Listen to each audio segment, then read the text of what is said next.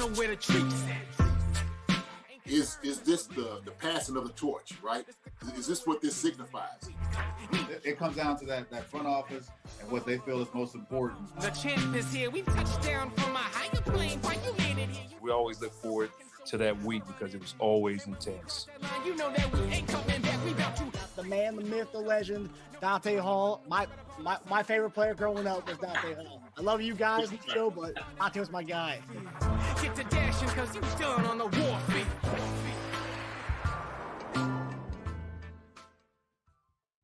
This episode of Chief Concerns is brought to you by betonline.ag. Hey there, Marcus Dash here from Chief Concerns.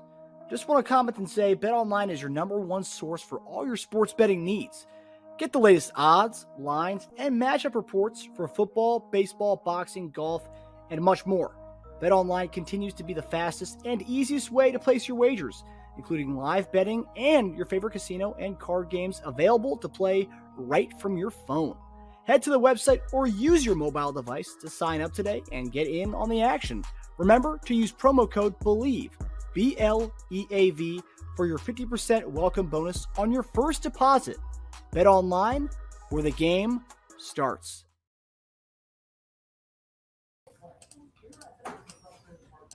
Hey everybody, welcome to another episode of Chief Concerns. And ladies and gentlemen, the Kansas City Chiefs are back in the AFC Championship game, baby. It may not be at Arrowhead, but we're back in the championship game where we are supposed to be and where we said we'd be all along. JD, how you feeling, brother?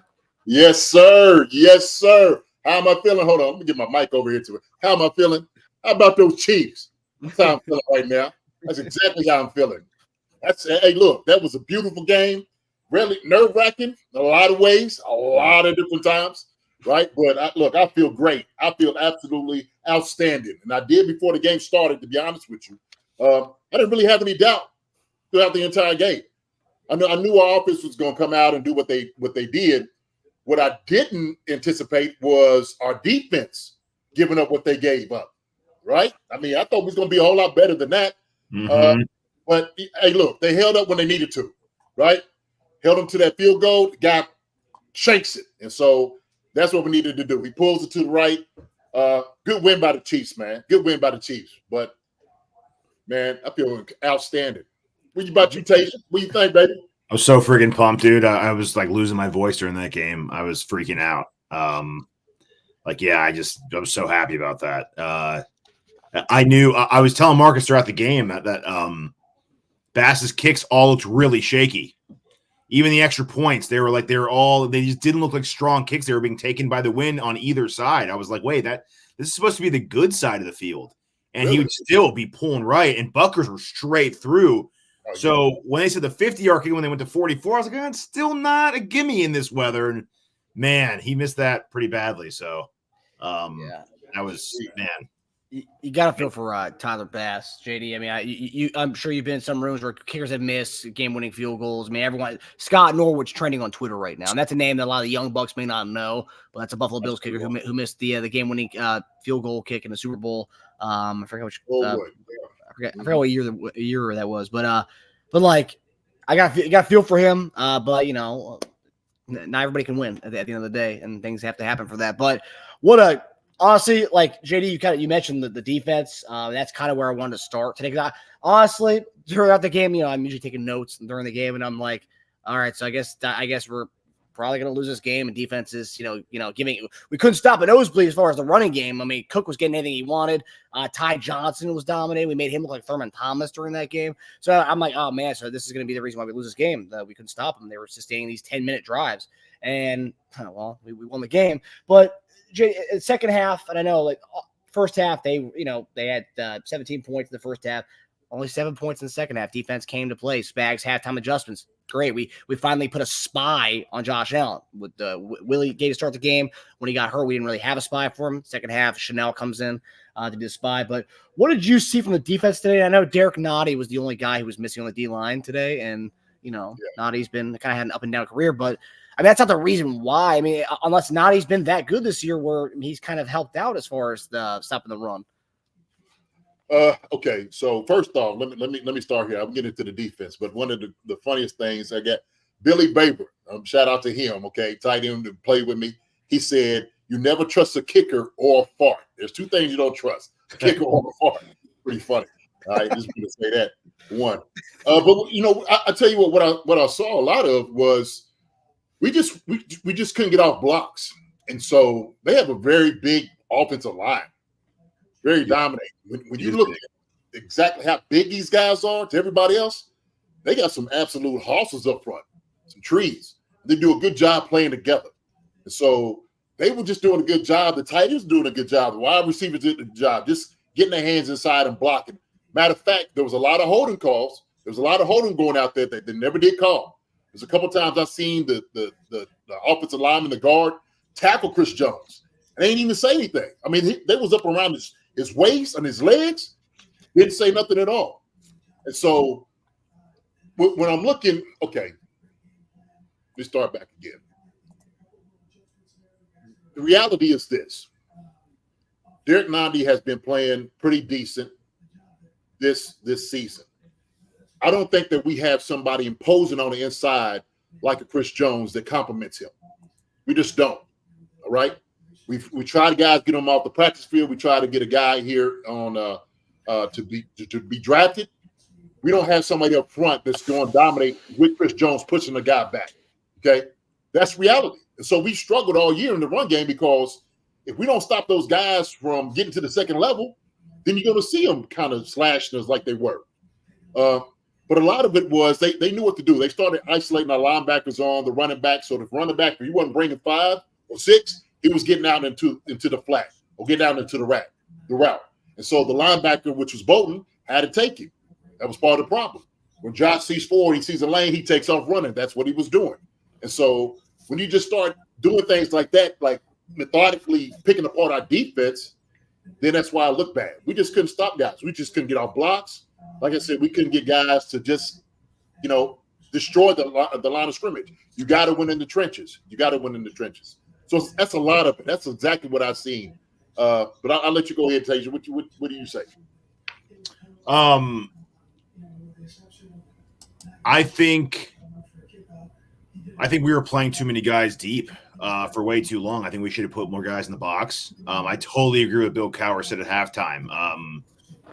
At their first 3 drives when they just weren't taking shots, all their passes were quick. Most were behind the line of scrimmage, especially in the first half. They started taking more in the second half. At that point, when they're just running down your throat, I mean, just stick them in the box. We have sticky cornerbacks. They're good at that. They've been one-on-one. They haven't been going to Diggs a lot. Diggs has not had a lot of impactful games. Make you switch up the defense the other way first. But hey, I'm not going to argue with what they did. I will say in the second half, to our plus side for us, to our advantage, he did start taking some deep shots, and they actually were there, and he just missed them, or the receivers missed them. That long one, I think Sherfield, that it dragged on the ground. He had that, dude. The Diggs one that he had to readjust for, that Reed went right by him, that kind of fell. He had that one. Oh, and then the one that luckily Chris Jones threw Dawkins into him so he couldn't get the full step in on that throw. That was also open in the end zone. That was a touchdown. That was the Gabe Davis touchdown from a few years ago.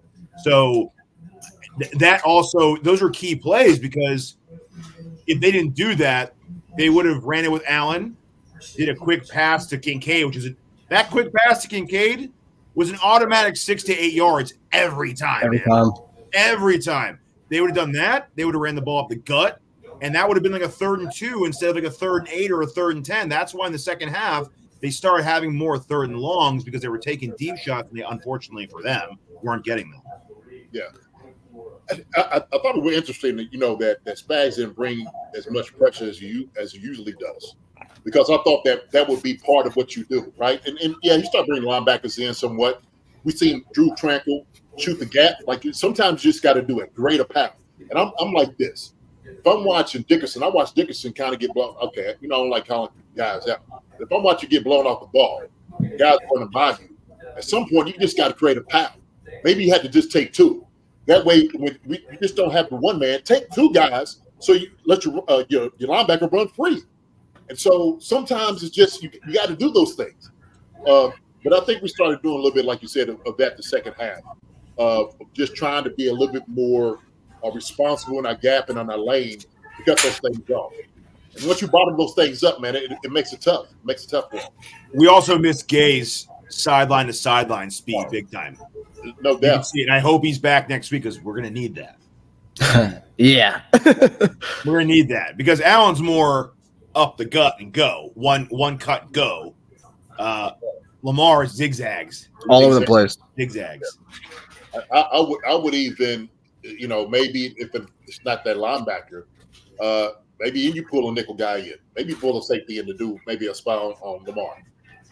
Because when we started seeing when Chanel came in and started spying on Josh, second half, I mean, he wasn't athletic enough. Josh was still getting around him. Yeah. And so it kind of made him look kind of a little clunky and whatnot. But at least he gave you something where Josh wasn't just having a free lane just to run 15 yards like he was. First half, man, it was blatantly wide open, just wide open.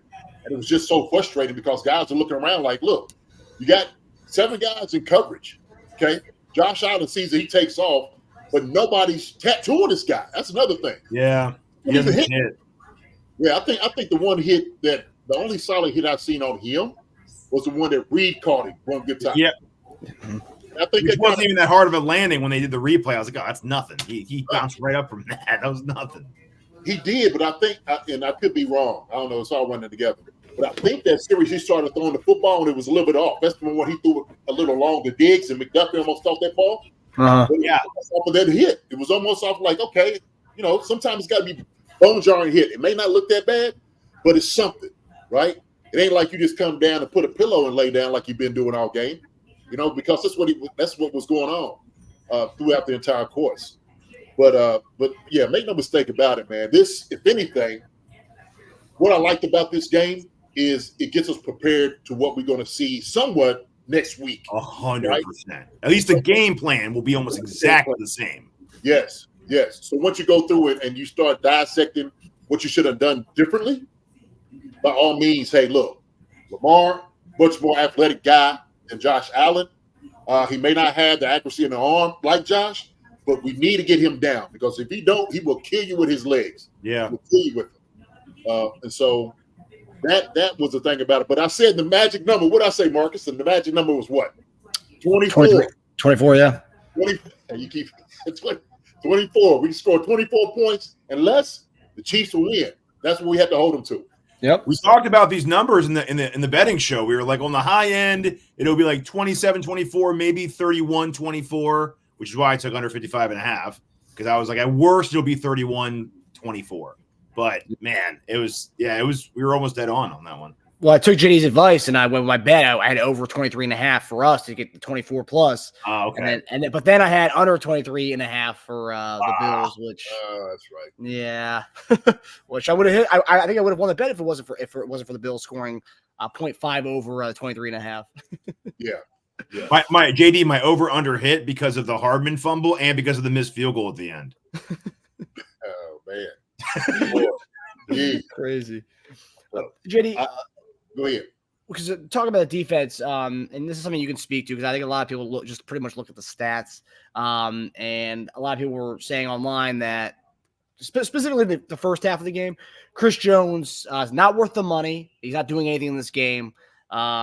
You're obviously watching the stuff. I mean, obviously a lot of people are ball watching, but you're looking at everything.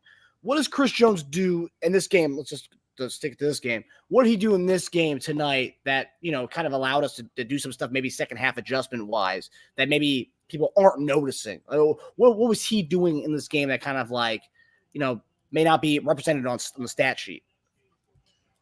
I mean, first off, you got to be able to stop him. And what you do is you double team him. So he's always taking two. Like he's in the game plan offensively. When you go into offensive meetings, you are circling this guy. Chris Jones cannot beat us. We got to do whatever we need to do to make sure we're blocking him. And so when they brought in the extra lineman and wherever Chris is lining up, they're making sure they're chipping Chris Jones. They're making sure that they're getting a block, an extra hat on him, because he's just that dominating. So if he dominates that much, then it takes another guy out of the game. Everybody else is singled out. That's where everybody else has to win. And that's the point I was making about having another guy beside him that can complement what he does. Yeah. Right? Because then all of a sudden, you got a one-on-one. If that guy wins, then hey, guess what? There's going to be more pressure. But the guy that I seen back there was at least, trying to make tackles. The guy that was close on the line of scrimmage that was making, plays. That was close, just in there. It was Chris Jones. Other than that, I didn't really see anybody else making a difference. And it's not saying anything bad because you had a good offensive line. They, these guys were swallowing dudes up. I mean, they was just holding them down. And so Chris Jones, I don't care what people say. You're not going to have a dominating force like that on your D line, maybe ever. That's a rarity to have a guy like that. That's the reality of it. Yeah, does it necessarily relate to how many sacks he had this game? No. But we know because of his ability, it changes what they do offensively. That's just the bottom line. It's just the bottom line. So, just want to make sure that was known because I saw too much. Obviously, first half of that game we're losing, and so you have these fans it's Chris Jones. He's not worth the money. Get him out of here. He's not doing anything. He's not stopping Josh Allen. Okay, well, first off, talk about they have one of the best lines in the league, and then on top of that, it's one guy who's getting double teamed and held pretty much every freaking play. So how is he supposed to do anything when he's getting held every freaking play? Yeah, Josh Allen get around everybody. Who you gonna get? That's the question. Who? Yeah. Who you getting? They can do what Chris Jones has done. Yeah. I also love to see the average time that Allen held the ball. He was getting them out so fast. That's why, if they would have known our game plan going into it and that we weren't going to bring heavy pressure in the beginning, they might have changed that up and actually tried dropping back because they didn't even need a quick pass. We weren't bringing heat in a lot of the first half. So them doing that actually helped us because we would drop a lot of guys back for those. Well, when he was sitting back there, he had time to throw. He was doing check down. It was just check downs. So he was going deep, running people deep. Fine. Here's a check down to the back, right? That's where it was kind of killing us all. The little swing routes, the little check down in the flat, maybe to the tight end, whoever it was. And he just knew he had him. That one where Josh Allen took off and Bolton comes off the back to get him, and he just throws a little flick to him on the side. That was creative. That was a good play. Yeah, it was a good play. Dudes are playing. It's playoffs, man. But for Allen haters, statistically, if you're box score watching, it looks a little rough. 26-39, 186 yards, 4.8 an average, 1 TD, 86 rating. It looks rough, but Bills, man, special teams against us. Special teams lost them this one, and you can arguably blame them for the 13-second loss because of the squib disaster. Forget the missed kick at the end. Let's say the Hardman fumble never happens, which we're going to get that when we get to the offense. JD, you were a special teams coordinator. Yeah. 4th and 4 fake punt. I know they had 10 men on the field. They said there was 10 men on the Chiefs on the Chiefs side on the special teams, but 4th and 4 you're going for it at your own 35 or whatever it was. Bad call. Terrible. That's horrible call. I don't know who made that decision, but I would have been like, timeout. No, hold on. Time. Why are we going? No. Why? Why? Look, and I get, like you said, even if we had 10 guys on the field, you still got a ways to go. Especially in your territory too. Why would you do it? The offense, you haven't stopped the offense at all. You haven't stopped the Chiefs' offense. Okay, so it's not like you keep them at bay because you haven't. So that was just a bad call. There was some bad calls in this game, just kind of head scratchers. I know we're gonna talk about the offense. I know we're about to go in now. So there's a lot of head scratching going on that side of it. I just can't believe. Before we do refs, besides that terrible call, they had a pretty bad call on both sides. That was a terrible call, giving them the fumble on that. They should have gone no fumble at all. And then the pass interference they called on the Bills, that was ticky tack, maybe a makeup call. But other than that, they let them play for the most part. Like you said, not a lot of holds, but not a lot of holds either way. So it wasn't like they were calling holds on one side, not the other. At least for the most part, they weren't sticking their nose in there. Yeah. I thought it was a good call that against when he hit Rashid Rice, kind of checking him because the ball was definitely coming to him. So that's the thing about it. I get in that realm of 5 yards or whatever. If the ball's not coming to him, that's one thing, right? Because then you can check a guy up. You see linebackers all the time. We tell them look, you see whatever's hitting, whatever's running in front of you, you hit. That's what you do. But it was kind of like at that moment when Patrick's looking for him, about to throw, and he throw out the little chicken wing. It just kind of catches him. So that one. What was we said the bad call on us? Which one was it? The Hardman fumble. Oh, well. Look, I'm not saying it was a fumble or it wasn't a fumble, but in those situations, they're taught to go with whatever is called the field. And even Romo, who was saying it should be a fumble before the timeout, when he came back, he goes, I mean, it could go either way. Well, no. When it can go either way, you stick with the call on the field. That's it. Unless they found evidence. So they found evidence that he wasn't down. They said I guess so, yeah. It was a good call. That was a good call. It was a fumble. Because I looked at it too, and I was sitting there thinking the same thing. Like, well, look, it's any part of him down.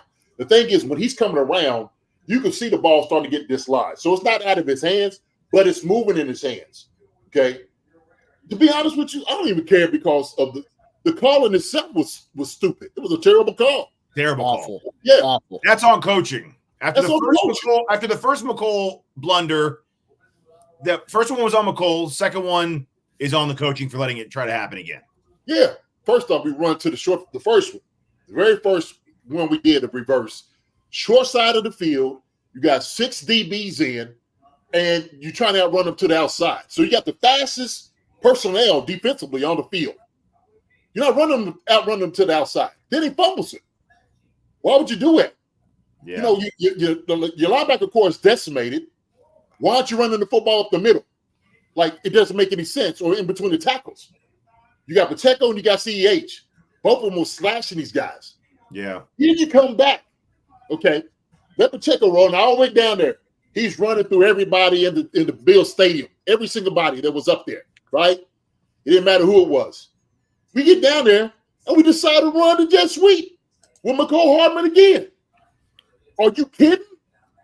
Are you like? I think Pacheco came out though right before that. He checked himself out of that. Yeah, I do not care.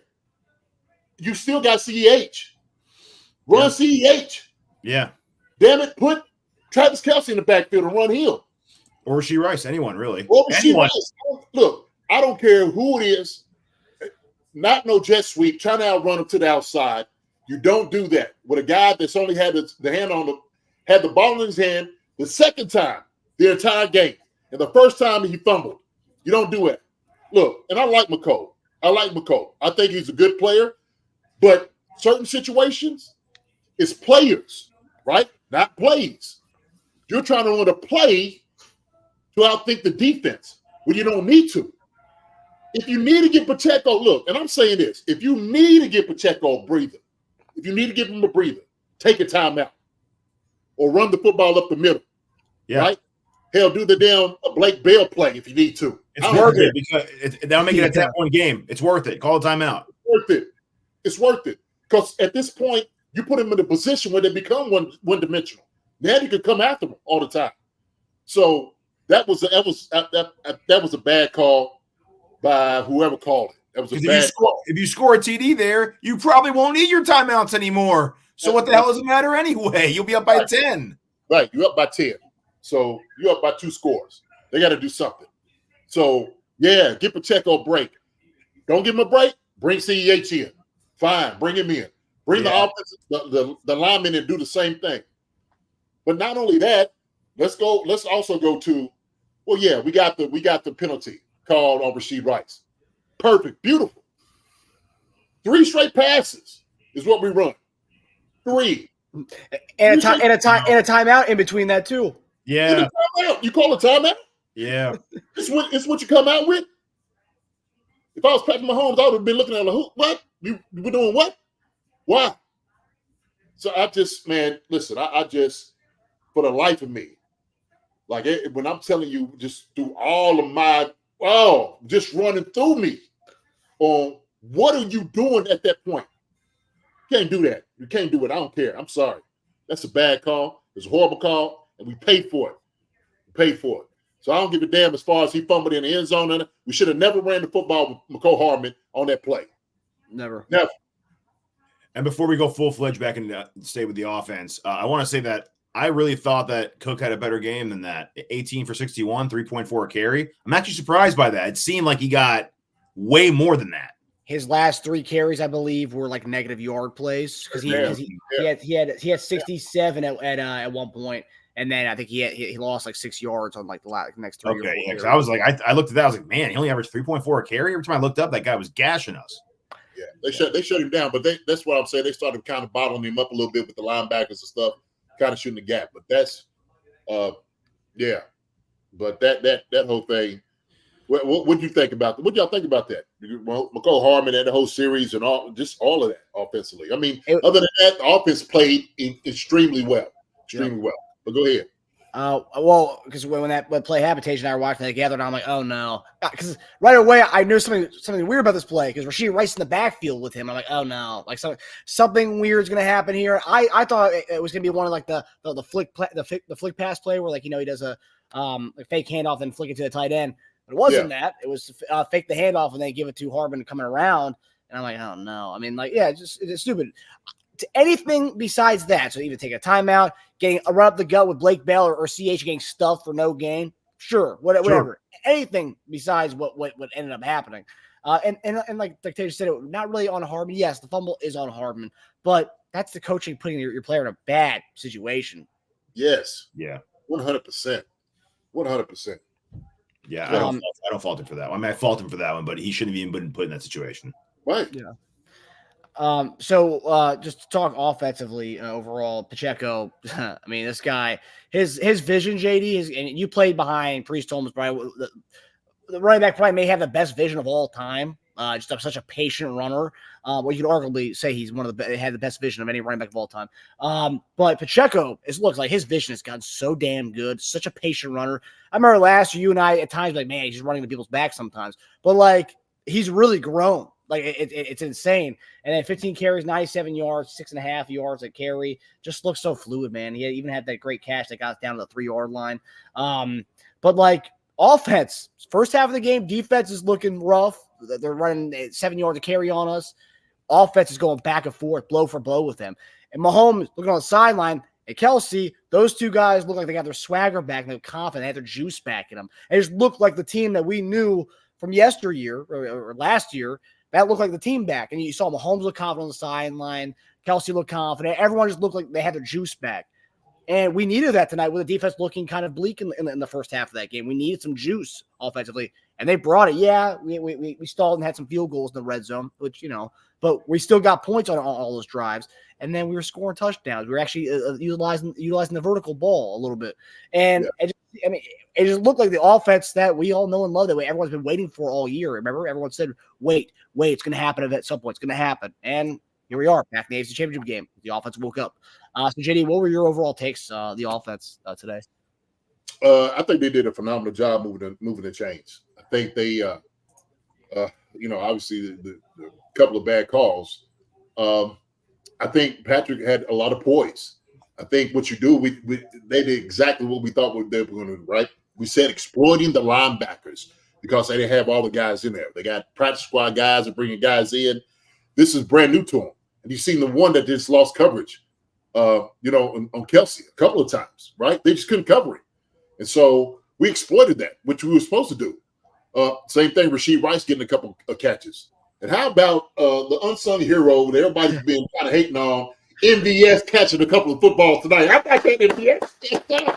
Yes, sir. That's what we're Hey, that's what we're talking about. Look, I get it. Hey, I know it's been a rough year for him.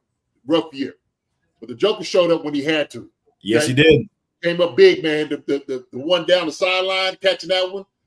He caught another one, man. MVS did a great job tonight, okay?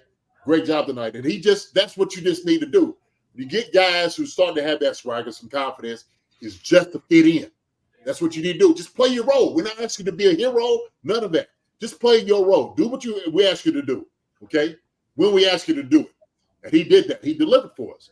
So hats off to MVS making those catches. Those catches, man. I had to stand up and cheer for that Joker, So it's almost like he turns up the juices in the playoffs because, his best games we could think about it are playoffs from last year, AFC Championship game at Cincinnati. He comes in, he catches that bomb, and that bomb that he caught was a harder catch than some of the drops that he had this year. All of his drops, I think. Yeah, unreal. Yeah. Well, I guess, man, guys are just focused up.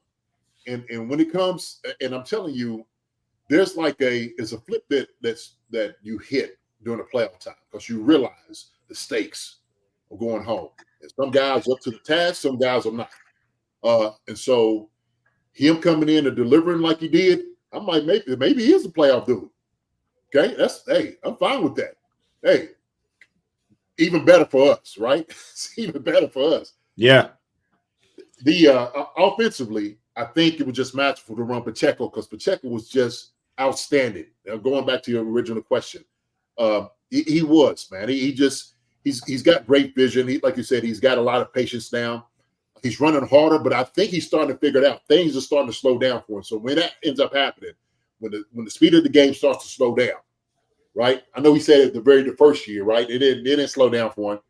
Now it's starting to slow down to him. Now he's starting to see it now. And so he's just eating. He was phenomenal. CH coming in was phenomenal too. So I love our running back room, man. They feed off each other. That's what I love about it. But Pacheco coming out doing what he did, man. There's no reason why we shouldn't be giving 10 the ball all the time.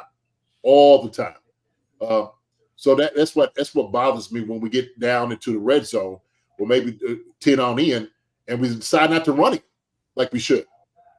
Like first down, you throw the ball. Why? Now you're behind the chains. Now you got to throw the ball on second and third down to try to make something happen. Well, run 10. You just got our way down there. Run 10. But all these guys, man, I think they all came in prepared. They was ready to go play, and they showed that. Our tackles did a great job. Our interior line did a tremendous job holding up. I don't think Von Miller got back there and sniffed Patrick Mahomes not once. He got outside the pocket maybe one time. They gave him a little pressure.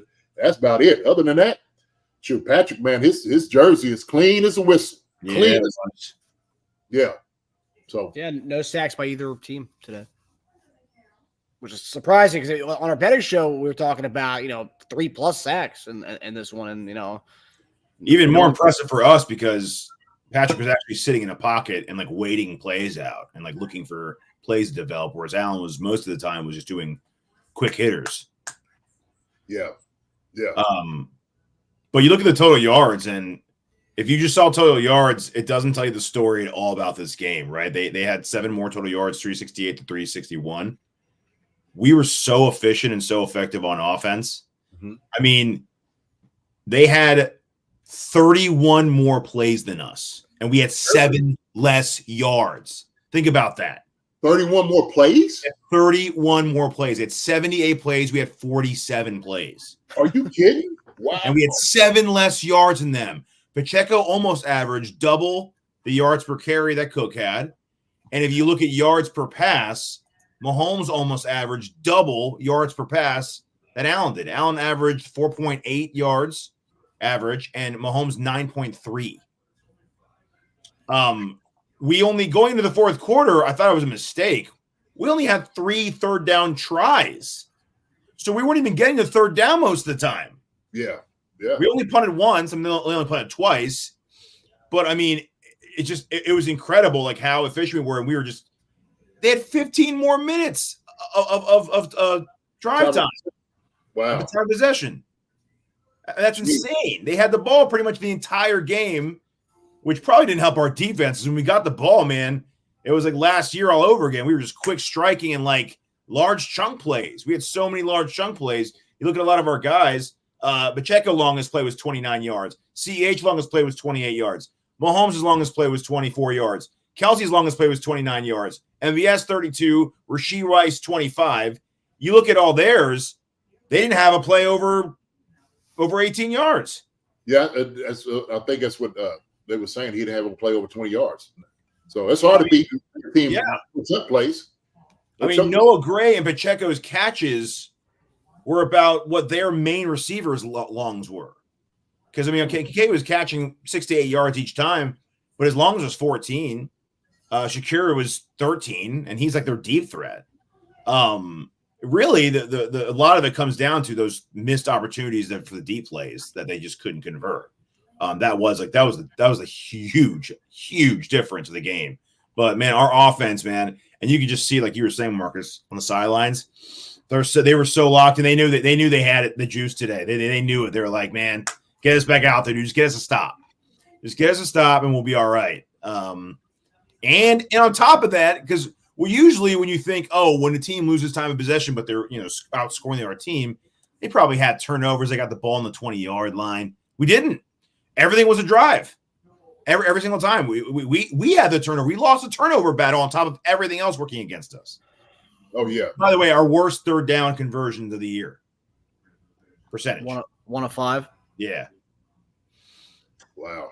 So and one of those was a kneel down at the end where we had 3 straight kneel downs because you go back to the plays aspect. We kneeled down 3 times. So really, we had 44 plays, not 47 plays. And one of those third downs, you should have actually 1 for 4 because one of those was a kneel down. Yeah, I did not know it was that lopsided. As far as crazy. Because there was 4th downs. How many 4th downs? They went for 3 4th downs that game. They had 14 third downs. So between 3rd and 4th, they had 17 3rd and 4th down tries. So how many 4th downs they go for? How many? They went for 3. They were 2 of 3. So between 3rd and 4th, they were 9 of 17, which is pretty good. Yeah. That's why their drives were so long. That's why they had the ball for almost, that's why they were over 37 minutes. Right. But man, we took every single time we had the ball, we took advantage of it. Yeah. Phenomenal job. Just an absolutely phenomenal job offensively. And like you were saying, it did feel like that the old offense of the Chiefs, right? Like they couldn't stop us. That was the thing about it. They could not stop us. The only one we had was, going into halftime. That was pretty much it. Then they had the other one too. But we were doing pretty much what we wanted to do against them as well. Obviously we don't make a couple of questionable play calls. It was an incredible game by them, by Patrick Mahomes, Travis Kelce, Rashid Rice, Pacheco, CEH, MVS. I'm trying to think the whole offensive line. All those guys offensively, man, look great. They look great. Yeah, man. Just wow. Yeah. ARG and KRT, I'm so pumped right now. I'm not gonna be able to go to bed for a little while. Yeah.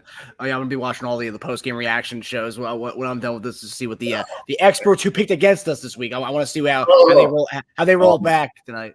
I was freaking. I'm ready to freak out now too. Just I'm being calm right now. What I loved about this the most, JD, and this is something we've talked about, but before in the whole Mahomes era of this show, everyone always said the narrative is keep Mahomes on the sideline, control the ball, control the ball. And in this game tonight, with 15 more minutes of time with the ball, possession time, didn't matter. That narrative has been the main thing. You want to be Patrick Mahomes, you want to keep him on the sideline. Well, they did it tonight, and look at the outcome. Just being efficient. That's efficiency. And so Patrick, you could tell him, man, he was just locked in. He was locked in. Didn't have that grimace on his face that we seen, at the very beginning of the season, mid-season, at the end of the season, some of the games. But it started getting to the point of them guys kind of figuring things out. And Tony Romo made a point about this after the slew of other points he was trying to make. But he was saying, Rashid Rice catching the one was, he's not running to get covered up. He understands to find the window. Like I said, it's an easier read for Patrick. And so it's an easy throw and catch just in that transition with those two.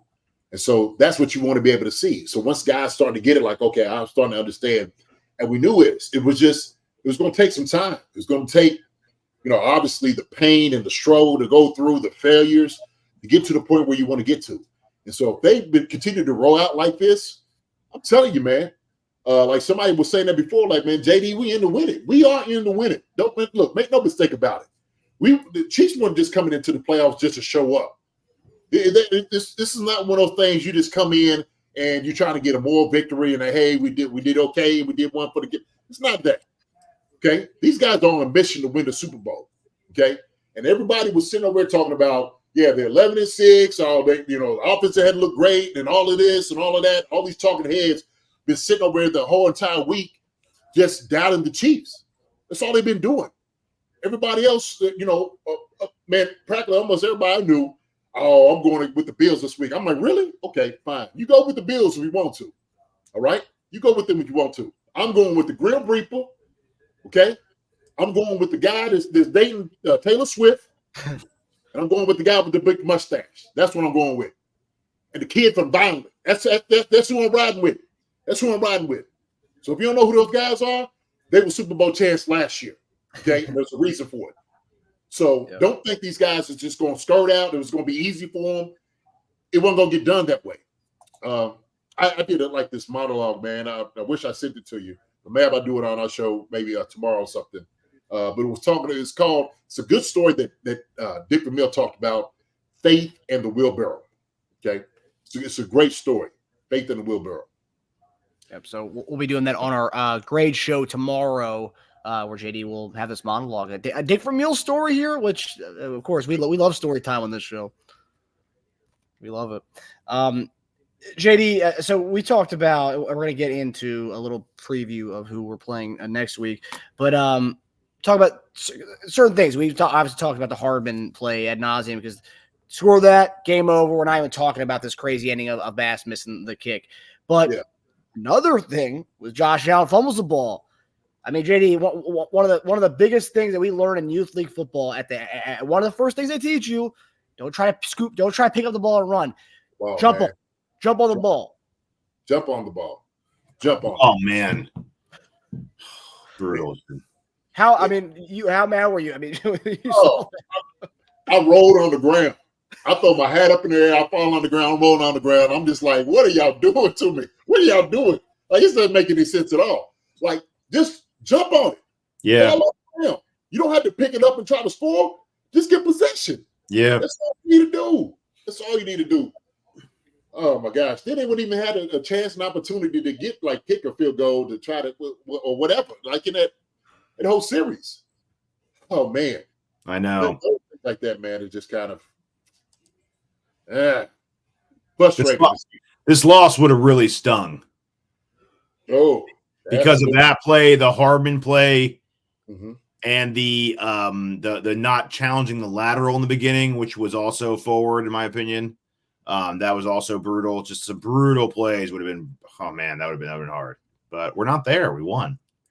Right. That's all that matters. Some stand-up performers today. Obviously, we mentioned MVS. I'm really happy that he had a big game today. Big plays, timely plays today. So huge for MVS. Obviously, Mike Edwards concussion, so we're gonna be monitoring that this week. Willie Gay's neck injury, we're gonna be monitoring that this week. But Shamari Connor, the guy that we were really huge on when we drafted him at Virginia Tech, in our backyard, Virginia here. He's proven to be an amazing open field tackler. I mean, he was the one who tried to take that ball and run it, but okay. Sometimes we all want to be a hero, but anyway, he looked great tonight, filling in. Yeah. Him and D. Bush stepped up with Mike Edwards out. They came in and did their job tonight. And Shamari Connor's one guy that just kind of stood out to me tonight. He was all over the ball, and his tackling was phenomenal. JD, what did you think about Shamari Connor? It did a tremendous job filling in, but that's what depth gives you. And so the thing is, you want to have quality depth. So when a guy goes out, you don't want to have any type of lag in any of the performance. And you didn't really see any of that, right? But I was like, okay, but I knew Connors was coming in, so I know he's a solid guy. He's been getting playing time all year, so it's not like he was a dude that was just kind of brand new to things. And the group in itself gives you that confidence. I think Spags got those guys playing at such a high level that none of them feel like they're not worthy going out there and playing, okay? Or feel like they're, uneasy about any of their performance. And I'm guaranteed Spags like, all right, man, shoot, it's your turn. Go ahead and go turn it on. Go make plays. And I'm sure he's like, yeah, no problem, coach. So that's a good thing, man, when you have that type of depth, man. And I like Connors a lot. So he comes up big, man. He makes a lot of plays during the season. He would come in, you hear his name. So like I said, man, it wasn't necessarily anything new to him coming in and getting playing time. But solid performance, man, that's what you needed. That's what you needed. Tied for the lead in solo tackles on our team tonight. Really? Wow. Say it again. Tied for the lead in solo tackles for the game. Really? Yeah, 8. That's him and Reed both had 8. But if you look at our top solo tackles, number 1 tied and number 4, or I guess 3, Tranquil. I mean, Veach attacked 2 positions mainly in the offseason. He attacked safety depth, and he attacked linebacker depth. And man, do we need it. We lost Gay. We already lost Cook. We lost Edwards tonight. And the guys didn't skip a beat. Right. That's so a right. hell of a job, man. Hell of a job doing that.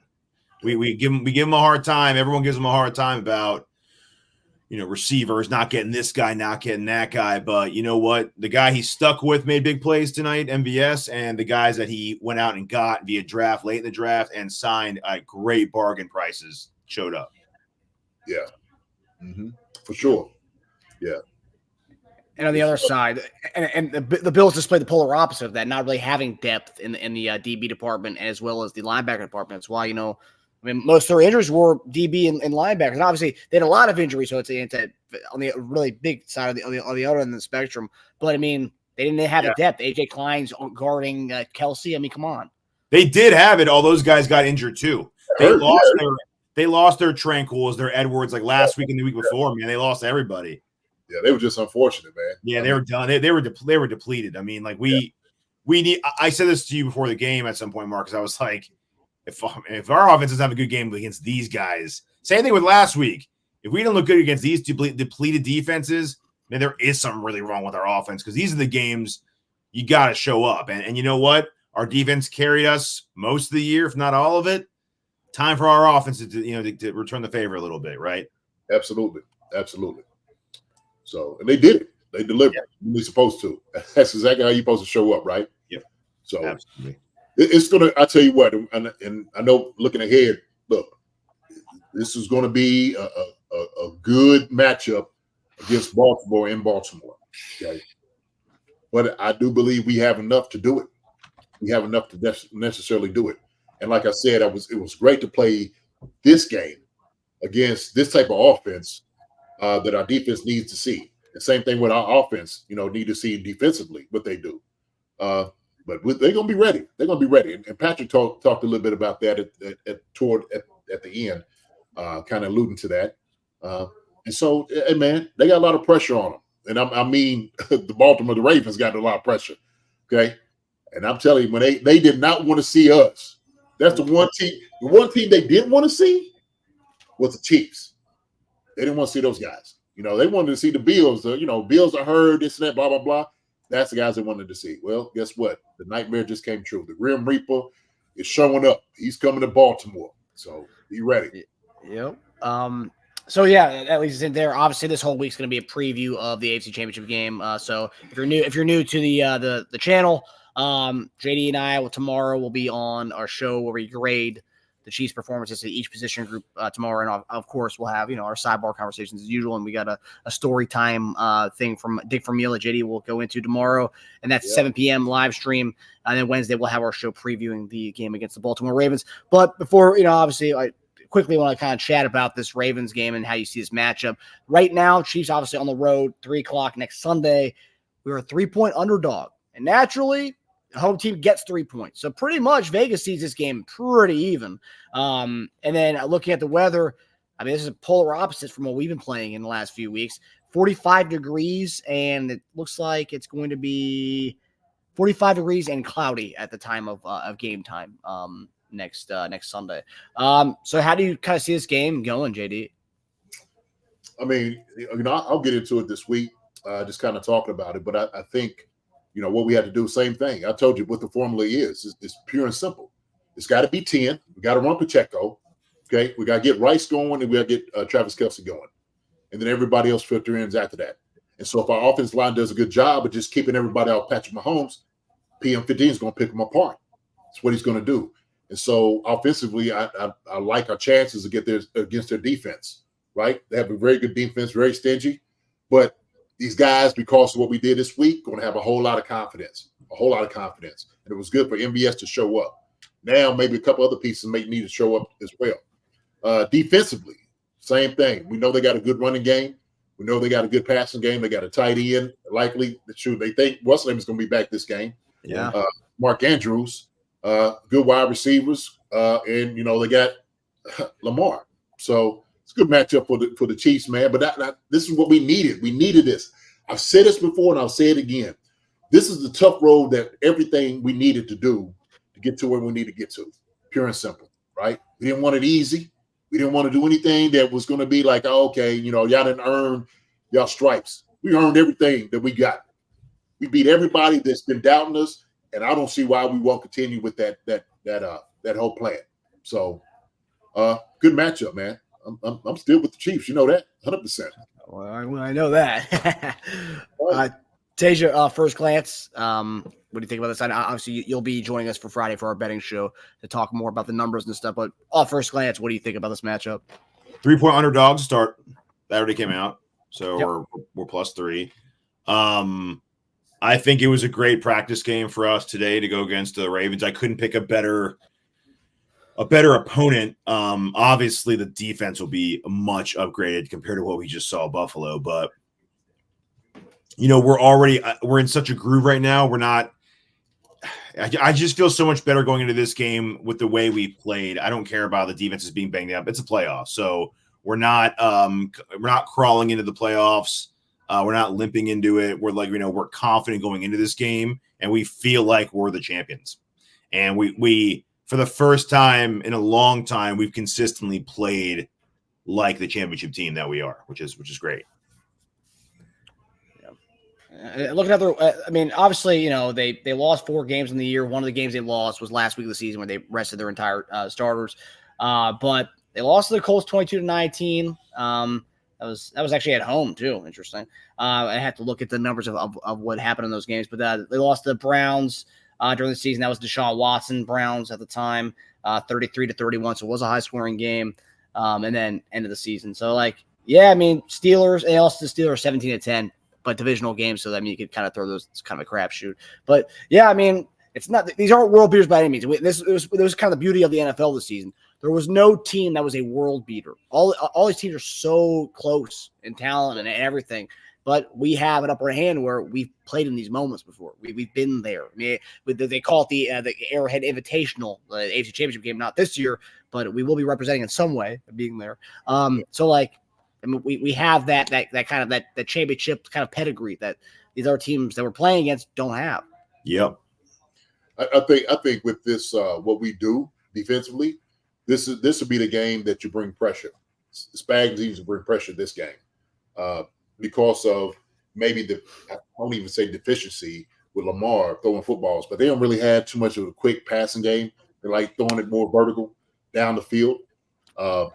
And so when we start doing some things with,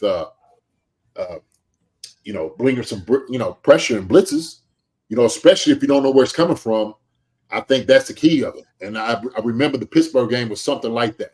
Just getting after him. And once you start getting after Lamar, get him frustrated. Get him start fussing at everybody around him. Everything, it changes things. So I think that's going to be what we're going to do, man. Spags down the things up. Down it up, man. Shout out to everybody coming out tonight, man. Come seeing us too, man. I love it. New faces in here. Appreciate everybody coming in, man. Just giving your comments and just talking to us. So, Yeah, I'm glad that everyone's able to come in and chat and celebrate with the another win, man. It's and that's the thing we always talk about, but really enjoy it and savor these moments and stuff because as Chief fans, we know that. This is not a normal occurrence of what we're experiencing right now in Kansas City. So, just enjoy the ride for as long as we got this team that practically lives in the AFC Championship game every year, and it's really become a Super Bowl or bust for our fan base, which is just surreal to even say. Absolutely, hey, yeah, baby, that's what I'm talking about. I'm still to the stuff. I'm still to the stuff, man. About those Chiefs, man. Dang, got it. Woo! Woo! That's a great win. Great win, not just for the Chiefs players, but for the fans out here. The fans are sticking with them. And hey, you ride with them, like you said, we riding with them. Okay? We ride with the Chiefs, baby. We ride with them. Always. I'm seeing the comments on Mike Brennan, our guy. He says he's going to the game and the tickets are 500 plus. Tej and I were actually looking because we're in North Virginia, so it's backyard for us, about an hour-ish drive. But yeah. Nosebleed seats, it's like $600-700 for those things. Yeah, it's anywhere from. I'm right now. I'm on the ticket. 9th row, $900. Wow, I'm not doing that. You gotta be crazy, dude. I don't know. Not doing that. I will say 45 degrees for this time of the year. That's like a hot summer's day compared to what we've been dealing with around here. But I ain't doing that. Not up in those nosebleeds. I'm like for 50 degrees. Much colder up there, boy. Oh yeah. Well, they said last week at the Bills game because there was no assigned seating because they let anybody in to go to those games. Last week there's no assigned seatings, but they said the upper deck. Completely clear. Nobody was in the upper deck last week because obviously it was like 40-mile-per-hour winds and like the cold climate. Forget about it. Yeah. You could be in a hot tub the entire game. You'd have hypothermia. Yeah. Yeah. All right, guys. I want to echo what JD said about everyone. The engagement we had tonight, the amount of people. I think it was the most people we had in a live chat. I think we had 120 people at one point. So kudos to everybody who came in and saw Achievement Search for the first time. Yeah. But yeah, come get the goodness. I'm telling everybody, look, y'all keep coming in. Come get the goodness, man. We keep it coming. Baby. Keep it coming. Me, Marcus and Teja, hey man, we bleed the Chiefs. Okay, and we give nothing but love out here, nothing but love, and we're honest, right? We're honest guys. We don't you don't come into other places and kind of get what we get. I've seen some other spots and it's like, hey, I don't know, but with us, Dash brothers, y'all do a tremendous job, man. Thank you, brothers, man. I love you guys. Okay? And you do an amazing job as always, JD. And we love you, brother. Likewise, love you, pal. Again, I just want to give everyone an update for we still have like 86 people in the chat right now. So tomorrow night, 7 p.m. live stream, JD will give grades for each position group. And then Wednesday at 7 p.m. live stream, a preview of the game on next Sunday. Friday, a betting show. We'll go over the best prop bets to get in for this Chiefs Ravens game on Sunday. And then of course, post-game show after the game on Sunday. But everyone, thanks for tuning in to Chief Returns. We love you guys. Love you, JD. Love you, Tej. Love you guys. Love you too. Oh, how about those G's? Yes, sir. One more. Just one more. I feel like we need to get the Hulkamania. You need to tear shit. Yeah. I keep seeing this in the background, Marcus. It was giving me right there. That's what it is. It's in the background. Yeah. Juice. It's me, Mahomes and Kelsey juice from today. Yes, sir. Yes, sir. All right, everybody. Well, everyone, enjoy the episode. We'll see you guys tomorrow night. Love you guys. Later, guys. Love you all. Hi, everybody. Thanks for watching. Subscribe here to get the latest from the show. Also, be sure to check out the best clips from Chief Concerns. And if you prefer to listen to the show, subscribe and follow us on Apple Podcasts, Spotify, and anywhere else you get your podcasts.